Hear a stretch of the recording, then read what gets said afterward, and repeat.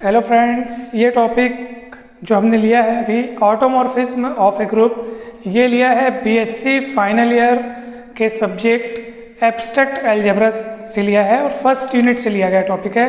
काफ़ी इम्पोर्टेंट है, तो चलिए देखते हैं क्या है automorphism of A group. Hindi में इसको हम कहते हैं कि एक समूह की स्वकार्यता। ठीक है, तो चलिए देखते हैं कि इसको हम कैसे डिफाइन करेंगे। मान लीजिए जी कोई ग्रुप है, जी एक ग्रुप है जिसमें हम मल्टीप्लिकेशन वाला कंपोजिशन लिए हुए हैं। ठीक है, G is a group with respect to multiplication. ठीक है, यानी कंपोजिशन के रूप में हमने यहाँ पे मल्टीप्लिकेशन डिफाइन किया है और एफ कोई फंक्शन है जी से जी में ही। ठीक है, तो एफ कहलाता है जी से जी में एक ऑटोमॉर्फिज्म। ऑटोमॉर्फिज्म कब कहलाता है?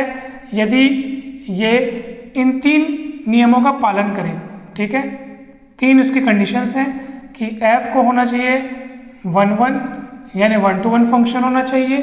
ठीक है, और दूसरा है एफ को होना चाहिए ऑन-टू। ठीक है, 1-1 को हम इंजेक्टिव भी कहते हैं और ऑन-टू को हम लोग सर्जेक्टिव भी कहते हैं। ठीक है, और तीसरा होना चाहिए एफ इज होमोमॉर्फिज्म। होमोमॉर्फिज्म, तो ये तीन कंडीशंस अगर एफ फॉलो करता है, ठीक है, सेटिस्फाई करता है अगर ये तीन कंडीशंस, तो एफ को हम जी से जी में क्या कहेंगे? एक ऑटोमॉर्फिज्म कहेंगे। एक्चुअली ये तीनों कंडीशंस आइसोमॉर्फिज्म की डेफिनेशन है और ये ऑटोमॉर्फिज्म भी एक तरह से आइसोमॉर्फिज्म ही है, बस नाम इसलिए अलग रख दिया गया है क्योंकि जी से जी में ही ये डिफाइंड है, तो उसी ग्रुप से उसी ग्रुप में डिफाइंड है, इसलिए हम इसको ऑटोमॉर्फिज्म कह रहे हैं। अगर किसी एक ग्रुप से किसी दूसरे ग्रुप में डिफाइंड होता और तब ये तीनों कंडीशंस को अगर एफ सेटिस्फाई करता तो वहाँ पर हम एफ को आइसोमॉर्फिज्म कहते हैं। यानी आइसोमॉर्फिज्म में एक ग्रुप से दूसरे ग्रुप में डेफिनेशन को ये तीन प्रॉपर्टीज़ को फॉलो करना होता है एफ को, और अगर सेम ग्रुप से सेम में है, उसी से उसी में है, तो उसी आइसोमॉर्फिज्म को हम ऑटोमॉर्फिज्म के नाम से जानते हैं। ठीक है, चलिए एक एग्जांपल लेता हूँ मैं। मान लीजिए जी के जगह पे मैं कौन सा ग्रुप ले लूँ? जेड प्लस ले लेता हूँ। ठीक है, तो Z with respect to addition. ठीक है, अगर मैं एडिशन डिफाइन कर रहा हूँ तो यहाँ पे थोड़े से चेंजेस हो जाएंगे क्योंकि मैं यहाँ पे जी को मल्टीप्लिकेशन बोला हूँ। ठीक है, तो होमोमॉर्फिज्म का मतलब यहाँ पे क्या था कि अगर दो एलिमेंट मैं लेता हूँ कहाँ से? जी से, तो f x dot y is equals to हो जाएगा f x dot f y, because G में आपने मल्टीप्लिकेशन डिफाइन किया था तो इस तरीके से होगा।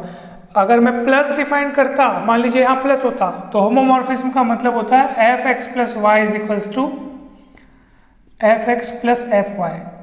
तो डिपेंड करता है आपने ऑपरेशन कौन सा, यानी यहाँ पे कंपोजिशन कौन सा डिफाइन किया है। फिलहाल मैंने जो एग्जांपल लिया है set of integers with respect to addition. ठीक है, और मैंने एक फंक्शन डिफाइन किया जेड से जेड में, और ये defined by F N equal minus N for all N belongs to Z. तो मुझे ये प्रूफ करना है कि एफ जेड से जेड में क्या है? ऑटोमॉर्फिज्म है। कैसे सिद्ध किया जाएगा, कैसे प्रूफ करेंगे हम इसको? ये तीन कंडीशंस को आपको यहाँ पे सेटिस्फाई करके दिखाना पड़ेगा। सबसे पहले आपको ये प्रूफ करना पड़ेगा कि f इज़ 1-1। तो चलिए प्रूफ करते हैं कि f इज़ 1-1, f 1-1 है, ये सबसे पहले आप प्रूफ करेंगे।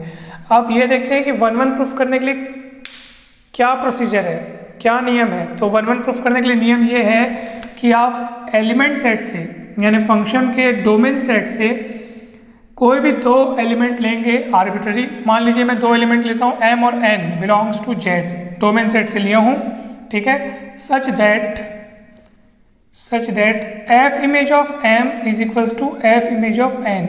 1-1 प्रूफ करने के लिए हमको क्या करना पड़ता है? दो एलिमेंट के f इमेजेस सेम लेकर चलने होते हैं और एलिमेंट को सेम दिखाना होता है। जैसे देखिए आप यहाँ पे फंक्शन के डेफिनेशन अनुसार F N equal minus N है, तो एफ एम हो जाएगा माइनस एम और एफ एन हो जाएगा माइनस एम। इस डेफिनेशन के हिसाब से ये प्रश्न में दी गई है, माइनस माइनस कैंसिल हो जाएगा और एम इक्वल एन आ जाएगा। तो आपने क्या सिद्ध कर दिया?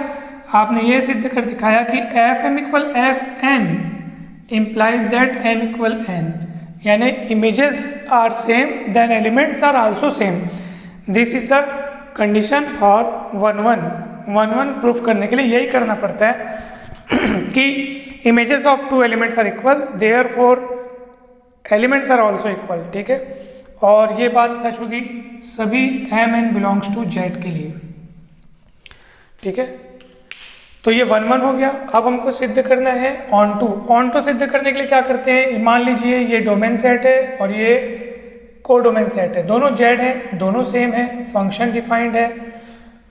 f को ऑन टू प्रूफ करने के लिए हमको इमेज सेट में एक आर्बिट्ररी एलिमेंट लेना होता है। मान लीजिए मैं यहाँ पे लेता हूँ आर्बिट्ररी एलिमेंट कोई सा भी n नाम का ले लेता हूँ। ठीक है, तो ऑन टू प्रूफ करने के लिए आपको ये दिखाना पड़ेगा कि अगर आप इमेज सेट में यानी कोडोमेन में अगर आप आर्बिट्ररी यहाँ पे कोई भी एलिमेंट लेते हो तो जरूर ये यहाँ के किसी न किसी एलिमेंट का एफ इमेज जरूर होना चाहिए, या इन अदर वर्ड्स आप ऐसे बोल सकते हो कि जरूर जेड में अगर आप आर्बिट्ररी एलिमेंट ले लिए हो तो जरूर इसका प्री इमेज जरूर यहाँ मौजूद होना चाहिए। प्री इमेज बोलने का मतलब ये यहाँ के किसी न किसी का इमेज होना चाहिए। अगर वो एलिमेंट आप खोज कर दिखा दिए तो समझ लीजिए कि f जो है वो ऑन टू होगा।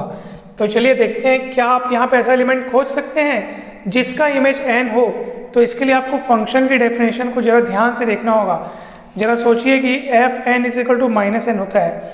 अभी मेरे को यहाँ पर n लाना है, इमेज ग्रुप में n प्राप्त करना है, तो एलिमेंट की जगह पे क्या लिखूँ? तो आप सोचिए जरा कि अगर मैं यहाँ पे -n सोचूं, f इमेज ऑफ -n प्राप्त करके देखो, f image of -n according to definition जो यहाँ पे होता है उसका नेगेटिव हमको मिलता है इमेज के फॉर्म में। n है तो -n मिला है, अगर यहाँ -n है तो क्या मिलेगा? तो जो है उसका नेगेटिव, तो -n मिलेगा।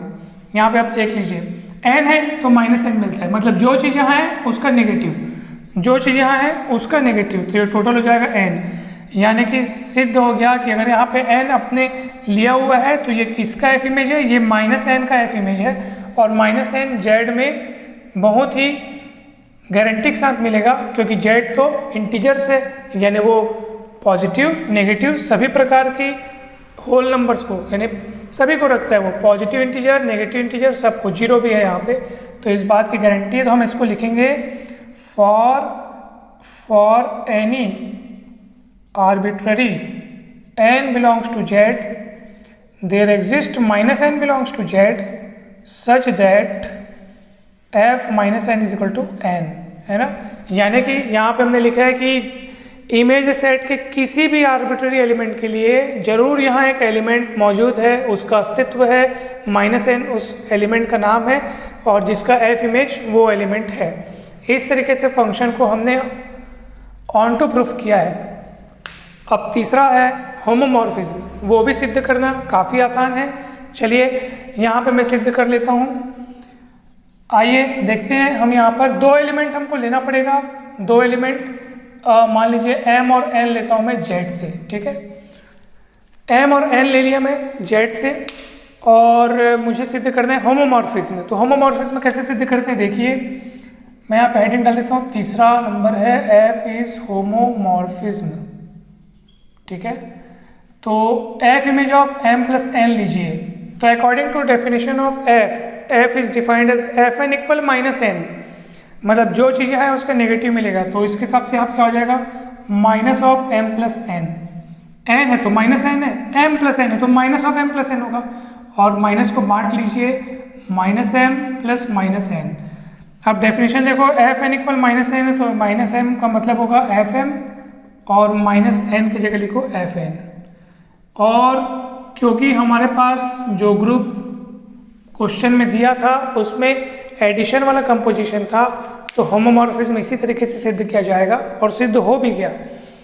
तो आपने f को तीनों चीज़ दिखा दिया है, 1-1 भी दिखाया, ऑन टू भी दिखाया, और होमोमॉर्फिज्म भी दिखा दिया। इस तरीके से f जो है z से z में एक ऑटोमॉर्फिज्म है। ये ऑटोमॉर्फिज्म की तीनों कंडीशंस को सेटिस्फाई करता है। अच्छा क्वेश्चन है। इसी टाइप के और एग्जाम्पल्स आप बनाकर देखिएगा। कुछ भी डाउट होगी तो कमेंट सेक्शन में पूछ सकते हैं। नेक्स्ट वीडियो में हम इस पे बेस्ड कुछ थ्योरम्स देखेंगे और भी नई नई डेफिनेशंस को देखेंगे।